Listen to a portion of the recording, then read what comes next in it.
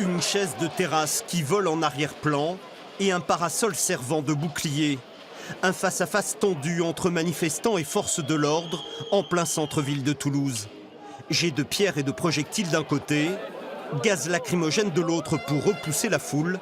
Le quartier Jeanne d'Arc, théâtre d'une véritable guérilla urbaine. On vient manifester et on en prend plein la gueule. Franchement, j'ai aucune haine, mais là, elle est arrivée. J'ai connu ça en mai 68, mais là, franchement, après en 89, ça a recommencé. Maintenant, c'est honteux, c'est honteux. Oh, vous voyez comme ça pique. Sur le boulevard, les commerces ont baissé le rideau. Un groupe a mis le feu à des cartons. D'autres tentent d'ériger des barrages avec des barrières. Une tournure qui ne surprend pas certains gilets jaunes. Ça ternit, mais ça ternit partout. Il y a toujours, dans les révolutions, il y a toujours des gens qui sont plus remontés.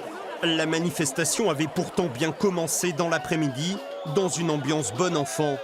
Au cœur de la mobilisation, le pouvoir d'achat et les nombreuses taxes qui frappent les classes moyennes. Mes enfants sont vraiment dans la galère. Et tout ce qui est cotisation et tout, c'est la folie, ils s'en sortent pas. Ils sont vraiment dans la misère. On est le pays en Europe le plus taxé et c'est ça qui est aberrant et qu'il va falloir que Macron revoie la copie. C'est impossible de continuer dans cette voie-là.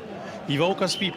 En milieu d'après-midi, le cortège des Gilets jaunes a rencontré celui de la CGT. Certains rêvent déjà à une mobilisation commune. Aujourd'hui, quand on se retrouve dans la rue, c'est déterminant. C'est là que les choses vont se passer.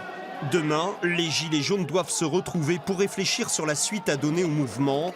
Les échauffourées de l'après-midi seront sans doute dans toutes les têtes.